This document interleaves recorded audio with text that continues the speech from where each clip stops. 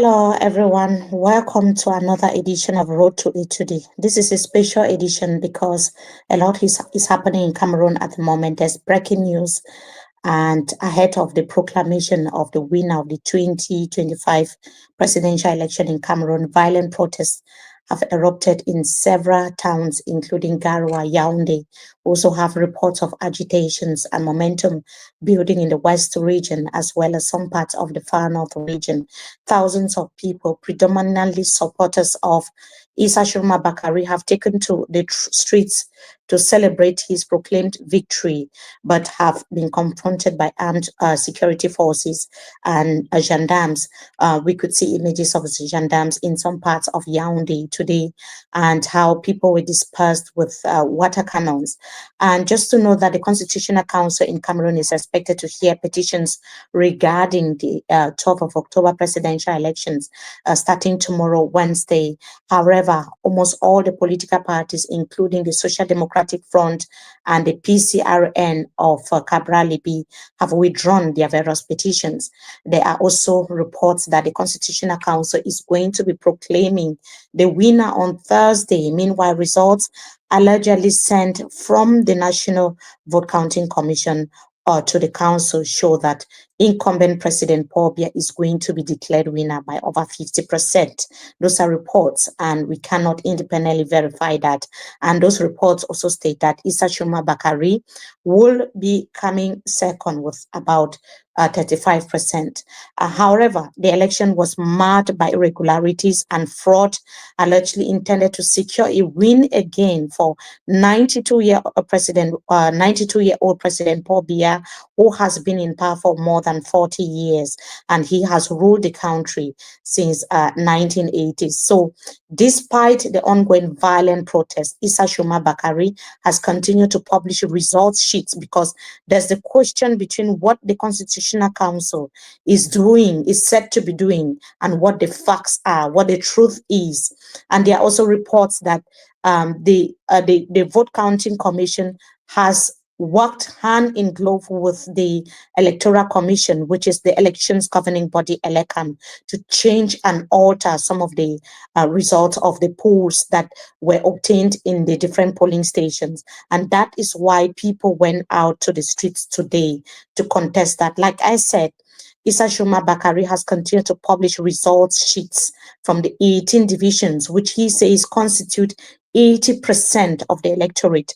Protesters in Yaoundé could be heard chanting Issa Tchiroma Bakary, Issa Tchiroma Bakary, the president. Now, the FSNC president has vowed to defend his win, urging the incumbent to concede defeat. Today's ongoing protests follow similar ones in Linde, in Chang, in Douala, and a few that took place a few days ago. Now, owing to the unpredictable political situation that is reigning in Cameroon at the moment, several traditional rulers are now urging for calm and advising people to stay indoors after the official declaration of who wins the October 12 presidential elections. We have heard such calls from the chiefs in Boya, in Lebialem, in the northwest of Cameroon.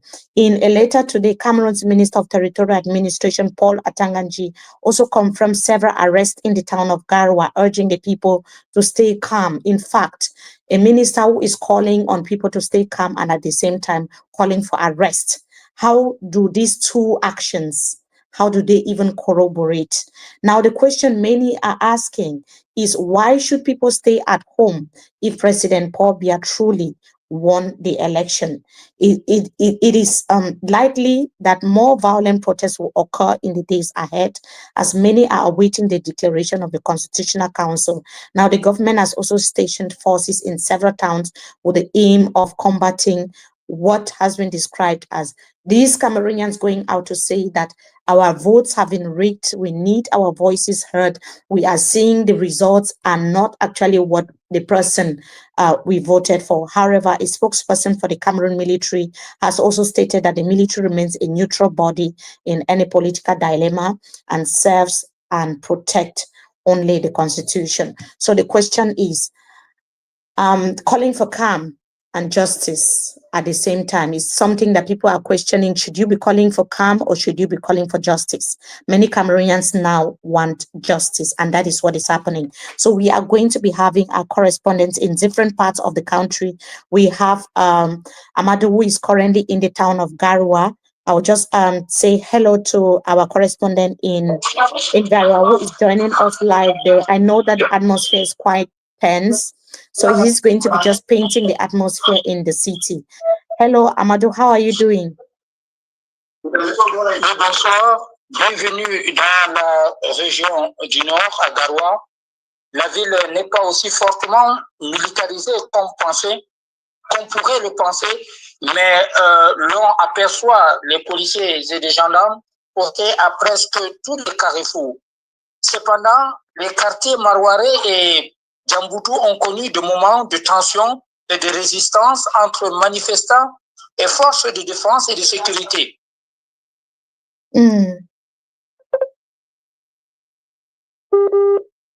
C'est la foule. Un arrêté pris ce jour, insistant à instaurer un couvre-feu interdisant la circulation des motocyclistes à partir de 20h jusqu'à 5h du matin. Tout porte croire que la ville sera entièrement bouclée par les forces de défense. Bien que nombreux soient ceux qui craignent désormais de se déplacer, d'autres préfèrent s'approvisionner en riz et maïs dans les marchés de Garoua. Selon eux, la journée de jeudi pourrait s'annoncer particulièrement dangereuse. Un appel de fonds circule dans les réseaux sociaux qui demande aux Camerounais de contribuer pour les manifestants qui vont résister à cet affrontement. Et est-ce que vous avez parlé aux manifestants? Qu'est-ce qu'ils te disent? Vous savez, la colère de manifestants, c'est d'abord la date qui a été anticipée, la date de résultat. C'est-à-dire la proclamation de résultats, c'est ce qui choque aujourd'hui les manifestants. Parce que quand vous essayez de causer avec ces manifestants, ils vous disent qu'ils savaient déjà, c'était déjà un truc fabriqué. L'effet de ne pas suivre la date du 26 pour remettre ça à la date du 23, ce qui veut dire ils savent déjà qu'ils ont truqué d'abord les chiffres et ils savent qui est le vainqueur dans cette élection présidentielle. Donc, en faveur du président de la République, le président sortant Paul Biya. Est-ce que c'est mobilisé dans la ville est facile, dans la ville de Garoua? Oui, comme je le disais sur mon papier, comme je le disais, dans la ville, même au cœur de la ville, je crois que la circulation est pour le moment dense, mais les policiers et les gendarmes sont postés dans tous les carrefours de la ville. Mais cependant, le quartier Marouaré, où réside le président national du FSNC, Issa Tchiroma Bakary, c'est là où le problème se pose avec l'axe qui va vers Djamboutou, où on a connu, il y a de vives tensions entre les forces de défense et les manifestants il y a 2 heures du temps. Donc, bien que la police et les gendarmes ont réussi à disperser la foule, mais les gars restent toujours résistants. Voilà pourquoi un arrêté interdisant tout motocyclette à partir de 20h dans la ville de Garoua jusqu'à 5h du matin.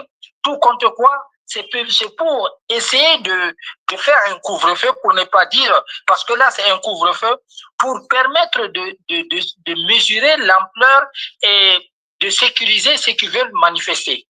Est-ce que nous avons les nouvelles d'Issa Tchiroma Bakary? Oui, pour certains, ces nouvelles, on sait que vendredi passé, il a assisté à la mosquée où il est même allé à pied sans monter dans la voiture et il a été avec ses partisans. Vendredi, il est sorti, il est allé à la mosquée. Et depuis qu'il est revenu, bon, tout contre quoi, on dit qu'il est à la maison, comme on voit la devanture de sa maison avec les manifestants, avec beaucoup plus ces hommes en civil qui essayent de surveiller la maison. C'est pour vous dire, il y a ceux qui sont même quittés de Maroua de partout, de Pousse, de Maga, pour venir renforcer cette sécurité. Beaucoup se sont donnés ont abandonné leur famille pour venir se camper devant la maison de Issa Tchiroma Bakary. Pour eux, c'est de donner leur vie pour que celui-ci puisse être vainqueur. Est-ce que nous avons aussi les nouvelles des différents partis d'opposition, par exemple l'UNDP, les partis politiques comme le SDF et PCRN de Cabral Lévy. Est-ce que nous avons la réaction des autres membres de l'opposition et même les acteurs de la société civile, les ONG qui sont stationnés au Grand Nord? Est-ce que les gens réagissent de ce côté? Pour le moment, personne ne réagit parce que pendant justement des ONG, ils ont tout arrêté. Ils ont tout arrêté, je crois, il y a 3 jours, pour attendre voir ce qui va se passer, surtout pour la ville de Garoua. Aucun ONG ne peut aujourd'hui sortir pour aller avec les différentes interventions. Il faut aider les personnes, comment dirais-je, des personnes victimes des exactions de la secte Boko Haram et autres, apporter leur appui. Tout a été suspendu en attendant voir. Parce que c'est pour le moment, la ville de Garoua, on ne connaît pas qui est qui et qui fait quoi. Parlant justement du SDF, de Joshua aussi, parlant de PCRN, de Cabral, aujourd'hui, ce qui fait écho dans la ville de Garoua, ce n'est que le RDPC et le FSNC. L'UNDP l'UNDP est presque mis à plat parce que personne ne parle, on ne voit pas leurs militants. Et encore que c'est les mêmes militants de l'UNDP qui ont voté pour Issa Tchiroma Bakary. Ça veut dire que les gens ont ignoré tous ces partis. Aujourd'hui, ce qui coule sur les lèvres des gens, c'est le RDPC et le FSNC. Et puis, dans le camp aussi de RDPC, est-ce qu'il y a les gens qui s'inquiètent ou alors c'est la célébration de ce côté ou si c'est les menaces, comme nous voyons au niveau des ministres de l'administration territoriale? Qu'est-ce qui se passe au niveau des RDPC? Vous savez, moi, j'aimerais vous rappeler l'histoire de 92.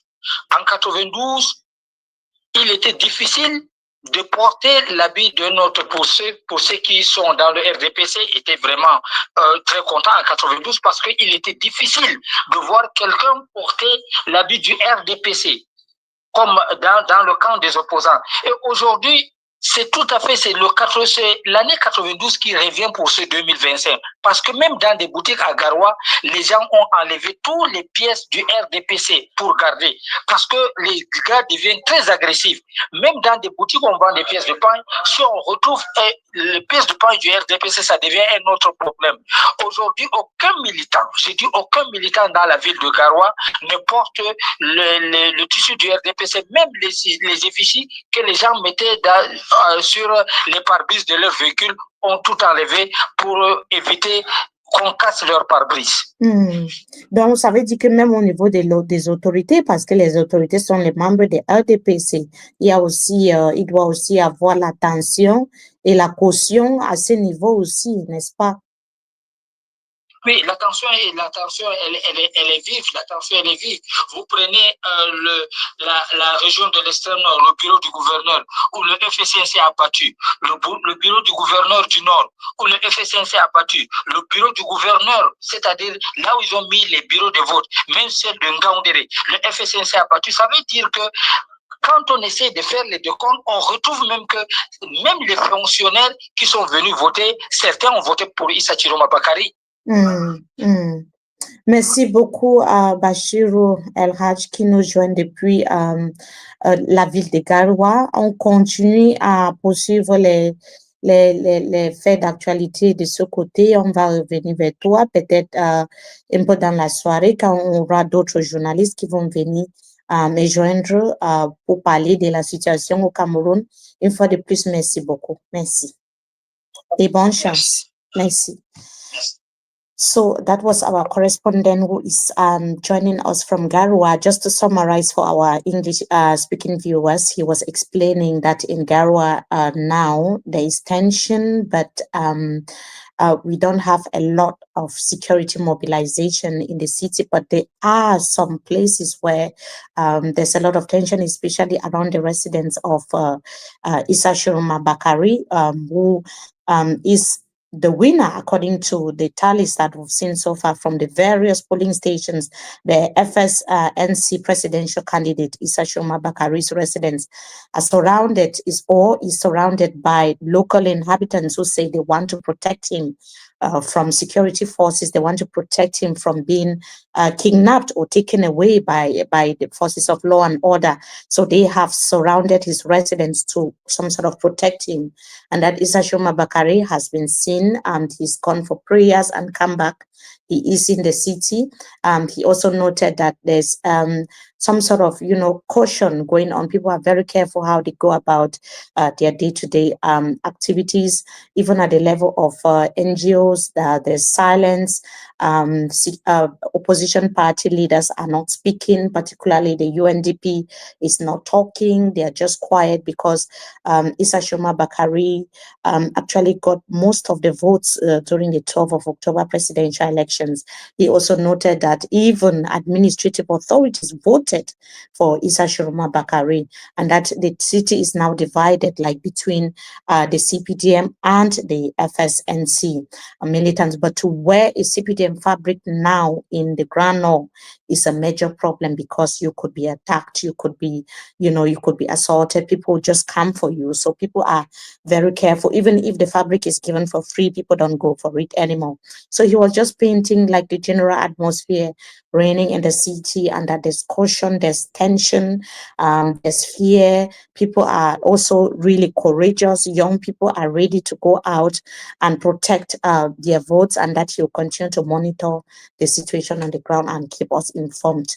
Like I said earlier, this is Road to A to D. I'm going to be joined by other colleagues, but I thought that because the situation is so tense on the ground, we need to come on here and keep our audience informed about what is happening before the live stream that will be starting, I think, at about 7 p.m. tonight.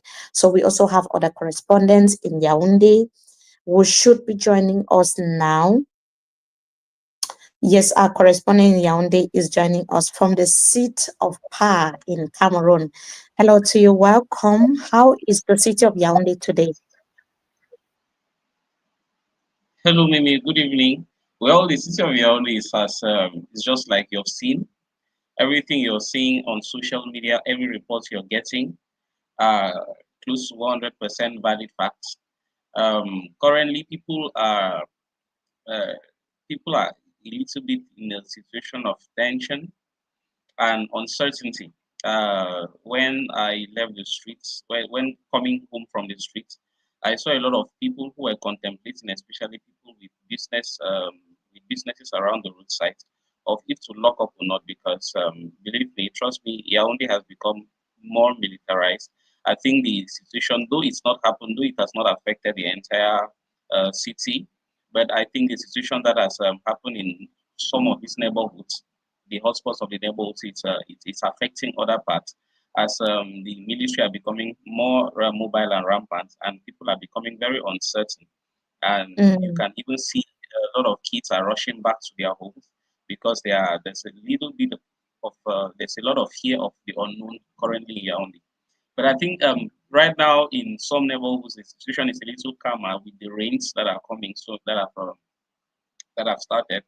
So mhm. for now, it's still it's still on hold, but there's an air of uncertainty still ruling in Yaoundé currently. Mm, mm. So that's quite interesting. Did you speak to some of the people that you saw on the street? What did they tell you? Unfortunately, as it has been since the start of the crisis of sorry of The the election, the elections, voting, yes. a lot of people in Yaoundé are becoming really cautious. I think there are towns in Cameroon that are vocal, but Yaoundé has always maintained that air of cautiousness. Even in taxis, when you see people conversing about maybe the political situation of the country, most of the times the two people who engage in the conversations end up talking amongst themselves, and people always want to be neutral because they see in Yaoundé they have already witnessed a lot of things where you talk and then all of a sudden you're taken up to answer for something. And so even when you want to talk to someone about about the current situation. People are not willing to talk. They are not even willing to give you a listening ear, and that's how bad the situation has become in a country which is allegedly democratic and with a free press like Yaoundé. So for now it's still very uncertain, and a lot of people are still keeping their mouths shut for now. But I believe if in the coming days people may be a little bit more vocal. Yeah, it's quite interesting to see that people are cautious, but at the same time, we see young people going out. You know, Yaoundé is a strategic city, is the seat of power, the headquarters where President Paul Biya is, meaning that the level of security, the level of surveillance in Yaoundé is higher than other regions of the country. But to see young people mobilizing and going out, it sends a very strong message, right? It sends a very Yes. strong message. So when you look at how the people came out and how the soldiers responded, what would be your own interpretation? Yes, Mimi, like you said, it's a really strong message that has been sent because believe me, what is happening today, a lot of young persons who have lived in Yaoundé for almost their entire lives have never witnessed it. Well, we can't talk, we can't say same for maybe the young persons in Yaoundé who are coming from other regions, especially the Anglophones. I think it's something which to them is already, they have seen it before and they know how it can degenerate. But a lot of young persons who have been in Yaoundé, especially the Francophones, are very new to protest. And the fact that with the air of uncertainty and with the militarized streets in Yaoundé, that some young persons can galvanize themselves in different corners of the town and come out and face maybe the forces of law and order, despite them being armed to the teeth, and they are able to stand up to them and say, okay, this is what we want. And it's something which is as sensible as the presidential election, because believe me, there are things that you talk about in Cameroon, and then there are things that concerns the president. So Mhm. if we already see young persons who are able to stand up in such in 2025 and are able to challenge the authorities and tell them that, okay, this is what we did on the 12th of October, this is the person we voted for, and what you guys are trying to do, we are not okay with it, then I think is something which is very, very significant. And then the authorities really have to be careful about it, because with the militarization of the city before, we will not even have this situation. Like we can see it happen in Garoua, we can see it happen in other parts, especially in the Anglophone regions, it can happen. But Yaoundé has always been like the sacred seat where no matter what happens, if it does not touch Yaoundé, then the authorities have nothing to say about it. But I believe that right now, as the young persons have decided to, even in their timid numbers, to show up and to stand up against the forces and the authorities, I think it's something which the regime and the people in power have to take into consideration and to rethink deeply about what they have to do and when they have to do it. Interesting. Thank you so much for joining us. And just final question before you go. When you look at the people, when you see their, like you said, you were on the streets before you left because safety is more important than anything. But when you see the young people on the streets there, do you think that they look like people who are ready to give up anytime soon? Well, maybe if you already see young people in this age and time who are able to um, drive away the fear of seeing an armed person in front of them, were military water cannons parading the streets, and they are able to stand, even in their very little numbers or big numbers, if they are able to stand up to that, then I don't think there is anything that can stop them if they are determined. So I think Right. this is mostly going to depend. I think this is mostly going to depend on the action that will be taken by the state authorities on their reaction to this protest. Mm. And if it gets very violent, we have first-hand evidences of how the violent repression got things to degenerate in the Anglophone regions, and 10 years, close to 10 years on, we're still suffering the consequences of it. So I think this is mostly going to depend now on the reaction from the authorities. at least we have seen someone. We have already seen a lot of threats that are coming up from some of the ministers saying people should not dare to come out on the streets. But if people are now coming out on the streets, then I don't think it's something which they are going to back down from, especially in a town like Yaoundé. And if they see it happening in other parts of the country, given that the presidential election was a little bit, the results to them were the same in other regions, because to a lot of supporters of Issa Tchiroma, it was a landslide victory for them. And so they Mm. believe they are right in whatever they are asking for, and they are not ready to back down, especially from those who are already able to stand up and face the authorities. Yes, thank you so much for that in-depth, explanation and just taking us to Yaoundé to understand exactly what is happening in that city today, where we've heard tensions going on and security being deployed across the city to call some of the protesters or stop them from claiming their victory and, demanding. Laissez-les passer.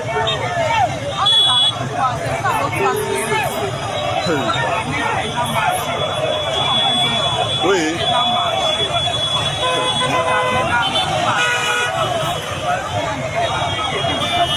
Ça, j'ai accueilli à la briqueterie.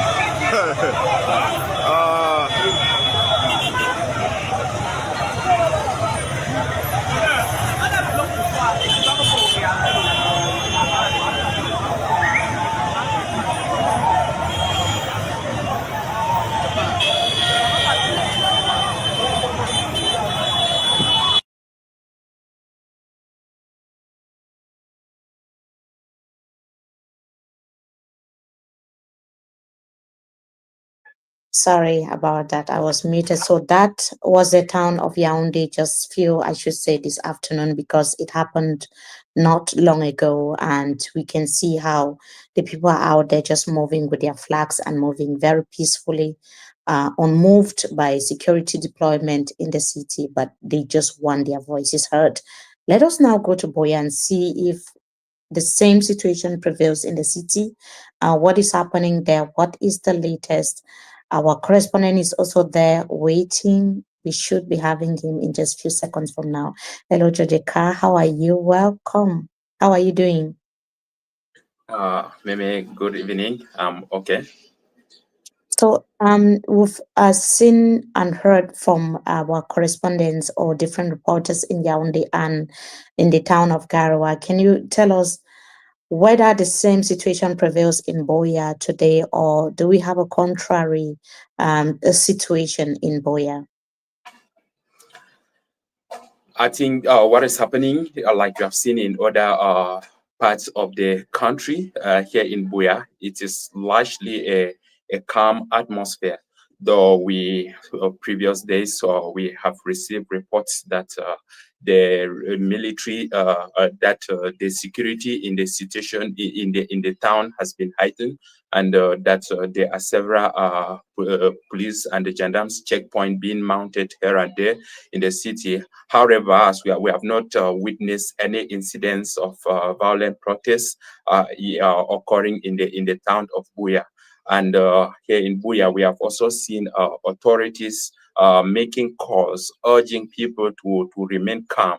And the situation of Buea is predominantly different because this is town in the two this is one of the places in the two Anglophone regions where there has been an armed conflict, that has been ongoing for 9 years now. And I think for the people to actually come out here, they are going to actually think twice. However, we saw an incident in Limbe, which was as a result of the election which took place on Sunday. And here in Buea, like I earlier mentioned, the town is largely peaceful as of now. We haven't had any issues of people going out on the street to protest. However, but when we talked to people just a few days back, we went to the streets of Buea, talked to the people. We asked them their views about the current situation in the country. So many people say they are just waiting patiently to hear what the outcome, to hear the what the Constitutional Council, which is the body charged with the declaration of the presidential election, what it will say.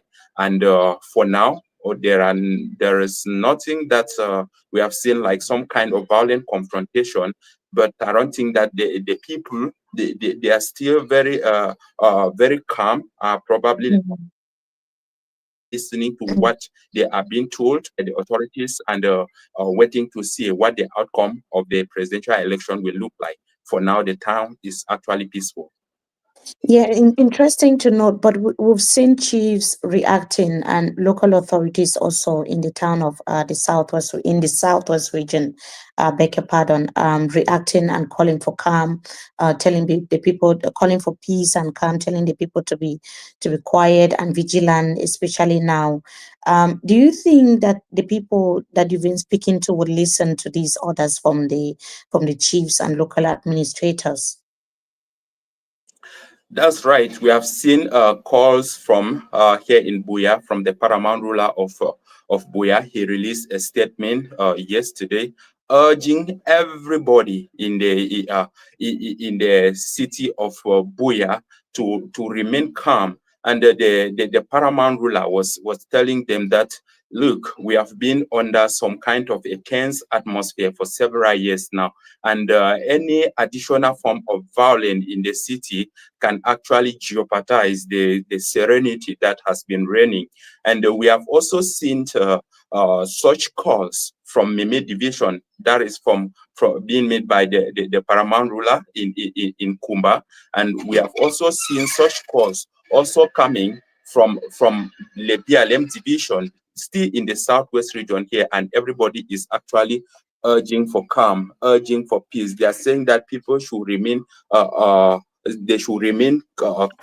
and wait for the outcome of what the Constitutional Council will declare.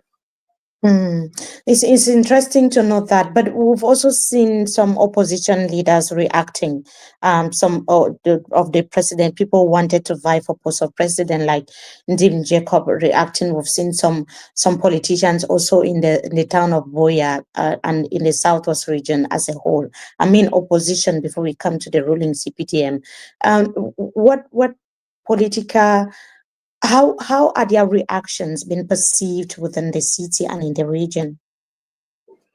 Yeah, that's right. We have equally talked with politicians also in the city. You mentioned Ndim Jacob. He told MMI just a few days ago that he was extending his congratulations to Issa Tchiroma Bakary, who has claimed victory of the October 12th presidential election. And he further urged that while we are still waiting for the Constitutional Council to declare the results, the people should actually remain calm. He is not the only one. We have seen calls like that across the political spectrum. Several people are just waiting, and they are urging that at this particular moment, Cameroon has already witnessed several incidences of violence, especially here in the two Anglophone regions where there has been an armed conflict, and they are telling the people that violence is not good and they should remain calm. But I believe that from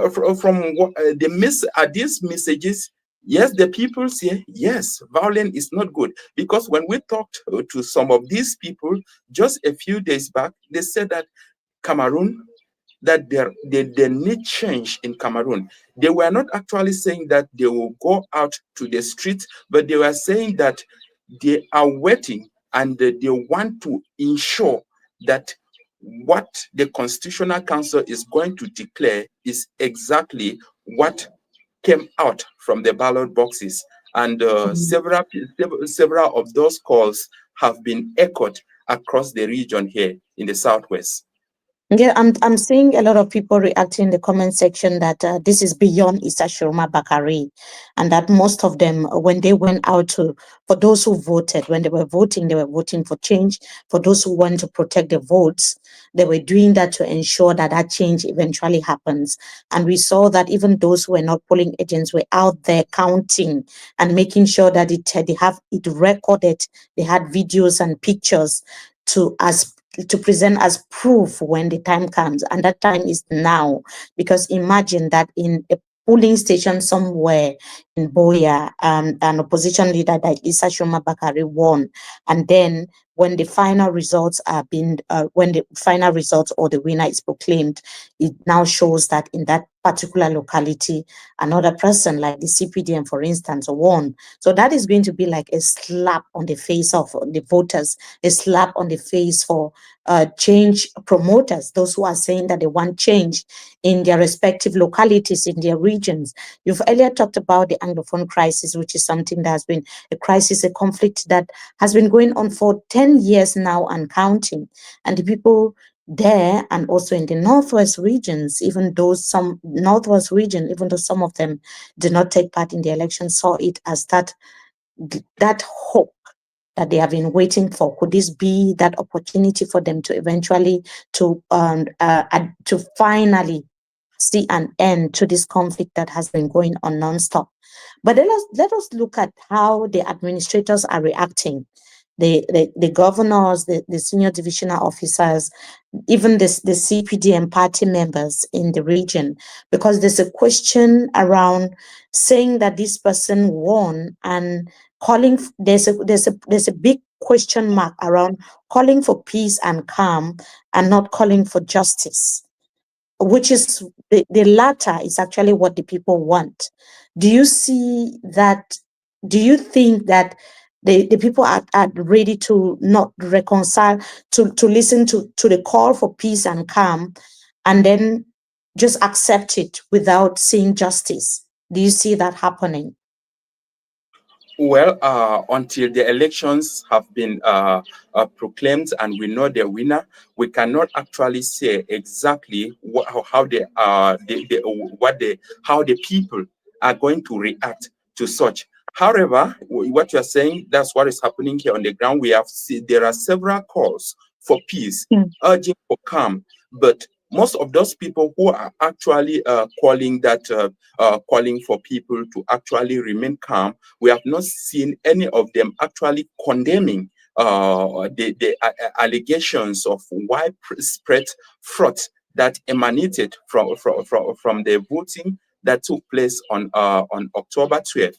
However, yeah, we have seen we have seen administrative officials holding security meetings across the various divisions, not only in the Southwest region here, but across several parts of Cameroon. We have also seen the Minister of Territorial Administration release a statement just a few hours ago in which he was telling the people to actually remain calm and don't succumb to any cause that will jeopardize the national security of the state. He's saying that the state of Cameroon, this time around, is no longer about the government, that the state of Cameroon will do what it can to ensure that there is peace, that there is protection of property. And as still part of that communique that release, I beg your pardon, the minister also indicated that as a result of the violent protests that occurred a few days in the town of Garoua, that is in the north region, that several people were arrested.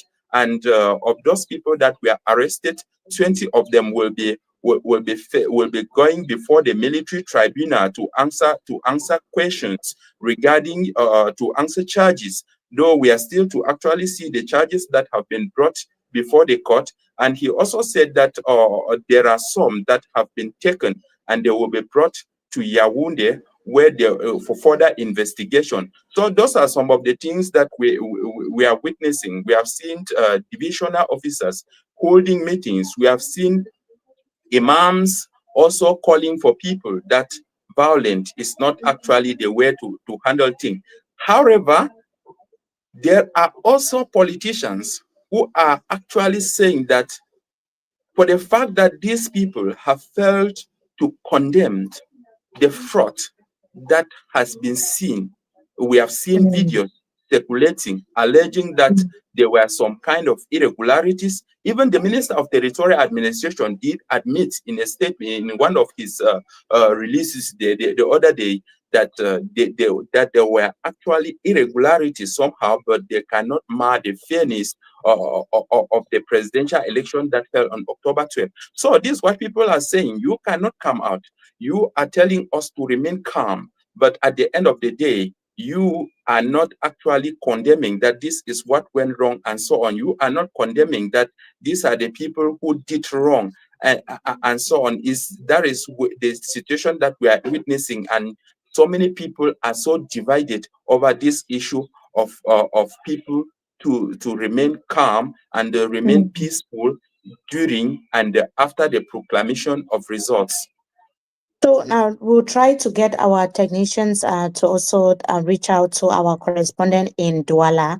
And if he's there, we should certainly have indications that he's there, because we also need to go to Douala. It's one of Cameroon's most populous cities, to just see what is happening there, whether the security forces are also mobilizing, whether people are also agitating in the city, also angry about what could potentially happen. But before that, before we go to Douala, I just wanted to ask you, Georgika, about how do the people feel like a few hours, we are just few hours, or maybe a day or two to the official proclamation of the results? What is going on their minds? What are they saying?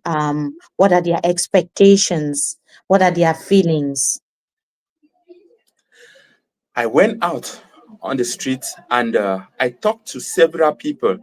A lot of people express fear that what happened on October 12th might not really be a reflection of what we might be seeing in the coming days when the results will be proclaimed. Several Mm, people, they were just, especially as we have started seeing reports or probably results supposedly from the National Vote Counting Commission that finished their work just a few days back, and we saw reports which shows that the incumbent, who is 92-year-old President Paul Biya, that he is likely to win this election.